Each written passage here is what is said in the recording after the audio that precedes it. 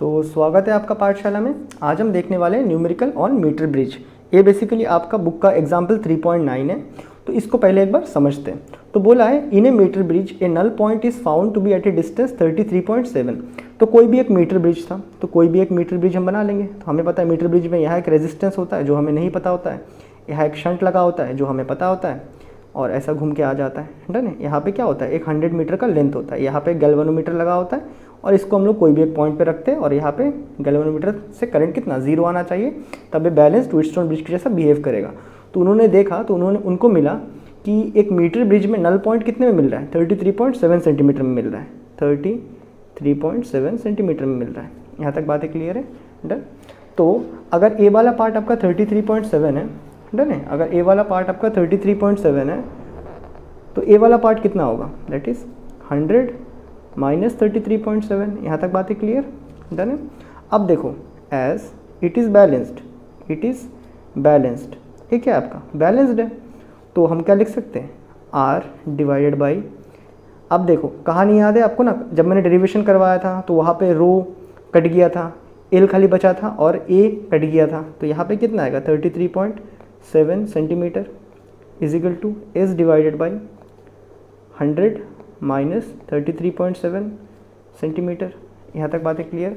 तो यहाँ पे आप आर अपॉन एस निकाल लो, R upon S is equal to कितना बचेगा 33.7 सेंटीमीटर ऊपर जाएगा, ये नीचे कर लोगे, नीचे करोगे दैट इज़ 100 माइनस 33.7 कितना आ रहा है आपका 66.3 सेंटीमीटर।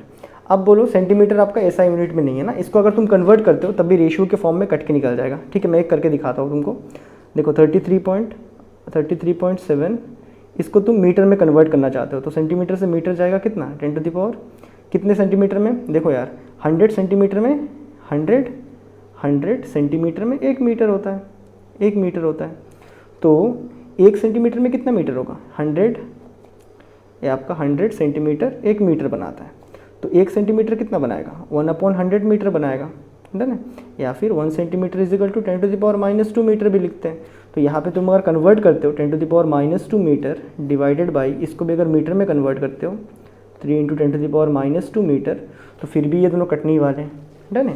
तो इसलिए सेंटीमीटर अगर रेशियो में होता है तो उसमें यूनिट का ध्यान नहीं रखना होता है। ठीक है, एनी हाउ तुम अगर कन्वर्ट भी करते हो तब भी ये लोग आपस में कट जाएंगे। तो फाइनली आपके पास आर अपॉन एस कितना आएगा, आपके पास आर बाई एस आ जाएगा 337 डिवाइडेड बाई 663।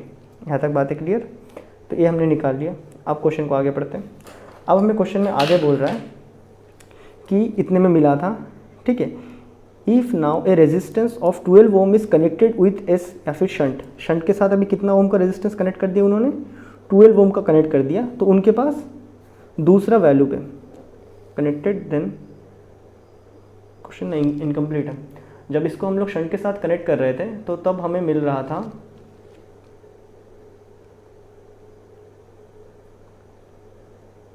51.9 पे, देन आपका जो बैलेंस पॉइंट आ रहा है, आपका बैलेंस पॉइंट आ रहा था 51.9 पे। ठीक है, 51.9 पे जब इस शंट को कनेक्ट किया इसके साथ 12 ओम के साथ, तब इसका जो बैलेंस पॉइंट आ रहा था 51.9 पे। तो जैसे यहाँ पे शंट को कनेक्ट किया, ये दोनों एज ए कुछ इक्विवेलेंट रेजिस्टेंस बिहेव कर रहा होगा, तो पहले इनके इक्विवेलेंट रेजिस्टेंस निकालते हैं। डन। तो इनके इक्विवेलेंट रेजिस्टेंस निकालने कितना आ जाएगा, that is 1/REQ is equal to 1/12 plus 1/S। Done है। तो इसको थोड़ा यहाँ सॉल्व कर लेते हैं।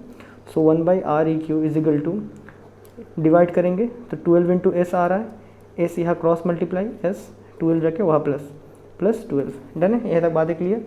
सो REQ निकालने के लिए इसको रेसिप्रोकल करना होता है, that is 12S divided by S plus 12।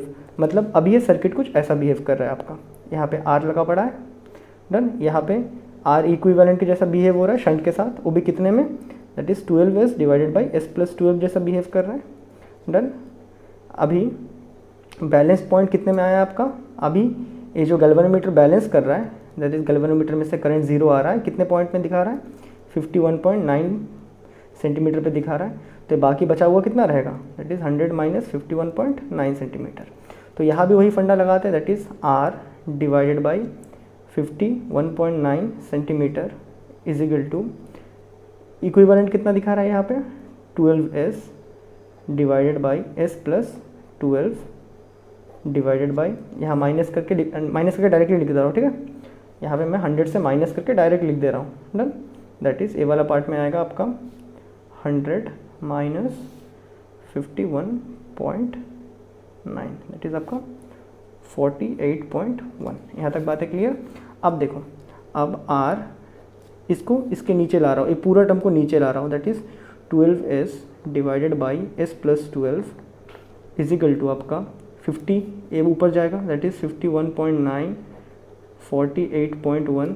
देखो सेंटीमीटर में दोनों, इसको कन्वर्ट करोगे मीटर में तब भी भाई वही चीज़ रहेगा, तो मैं डायरेक्टली लिख दे रहा हूँ। जैसे यहाँ पे करवाया था ना, कोई फ़र्क नहीं पड़ा था, तो मैं डायरेक्टली पॉइंट को हटा के लिख देता हूँ, दैट इज़ 519 डिवाइडेड बाई 481। यहाँ पे मैंने पॉइंट को हटाया था, ठीक है। यहाँ तक बातें क्लियर है। तो ये ऊपर जगह multiply, that is r into S plus 12 divided by 12s is equal to 519 divided by 481। यहाँ तक तो हमें समझ आता है, डन है। तो यहाँ तुम अगर थोड़ा इंटरेस्टिंग चीज़ देखो तो तुम्हें क्या दिख रहा है, दैट इज़ s प्लस 12 अगर मैं ऐसा लिखूँ डिवाइडेड बाई 12 लिखूँ तो यहाँ क्या r बाई एस बचेगा, और ये 519 अपॉन 481 के बराबर है, हाँ या ना। यहाँ तक बातें क्लियर है, डन है।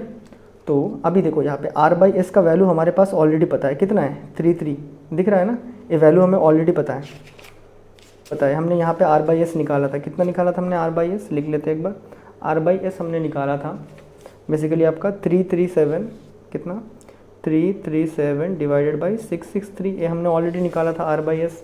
अभी हमारे पास इसको हमने थोड़ा सा मॉडिफाई किया इस इक्वेशन को, कितना आ रहा है r by S into S plus 12 divided by आपका 12 is equal to 519 divided by 481। ये बातें क्लियर है। अब मैं इस r बाई एस के वैल्यू को यहाँ पुटअप कर रहा हूँ, that is 337 divided by 663, done है, इंटू आपका s प्लस 12 रह जाएगा divided by 12 is equal to 519 into 481। अब देखो क्या करते हैं, क्रॉस मल्टीप्लाई कर लेते हैं फटाफट। तो क्रॉस मल्टीप्लाई करेंगे तो कैसा आ जाएगा आपका s plus 12 is equal to 519, इसके साथ 12 भी जाके मल्टीप्लाई, इसके साथ 663 भी जाके मल्टीप्लाई, और यहाँ पे 481 नीचे बचा था, इसके साथ जाके 337 मल्टीप्लाई। अब देखो इसको फटाफट कर लेते हैं। यहाँ पे मानता हूँ कि थोड़ा बहुत बड़ा आया, तो इतना तो आपको भाई करना ही पड़ेगा, numerical into 12 into 663 divided by 481 into 337, कितना आ रहा है आपके पास। तो ये आपके पास आ रहा है s plus 12 is equal to 25.47। ये बातें क्लियर है। तो s इज इक्वल टू कितना आएगा 25.47 माइनस 12, तो माइनस 12 करते फटाफट इससे, माइनस 12, तो आपके पास आ रहा है s इज इक्वल टू 13.4 ओम के बराबर। ये बातें क्लियर है। शंट का रेजिस्टेंस हमें पता चल गया। अब हमें r भी निकालना है।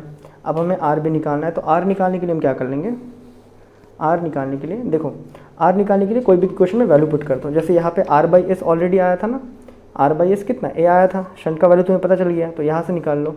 ऑल्सो ये हमें पता है कि r by S is equal to कितना 337 बाई 663 होता है। तो यहाँ से r निकालोगे कितना आ जाएगा तुम्हारा 337 बाई 663 इंटू 13.4। तो r इज इक्वल टू जो आपका अननोन रेजिस्टेंस है वो कितना आ जाएगा, देखो एक बार 337 इंटू 13.4 डिवाइडेड बाई 663। ये आ रहा है आपके पास r कुछ 6.8 ओम का। ये बातें क्लियर है। तो इस क्वेश्चन को हम बेसिकली ऐसे सॉल्व करते हैं। डन। न्यूमेरिकल पार्ट में आपको थोड़ा मुश्किल हो सकता है, नहीं तो मैं क्या करूँगा, मैं क्लास 11 के प्लेलिस्ट में एक शॉर्टकट ट्रिक वाला न्यूमेरिकल का वीडियो बना दूंगा, तो उसमें से आपको इजी पड़ जाएगा। डन है। तो ये था बेसिकली मीटर ब्रिज का क्वेश्चन आपके बुक में से एग्जाम्पल 3.9। डन। तो मैं मिलता हूँ आपसे अगले टॉपिक में जो कि है पोटेंशियोमीटर। तब तक के लिए गुड बाय।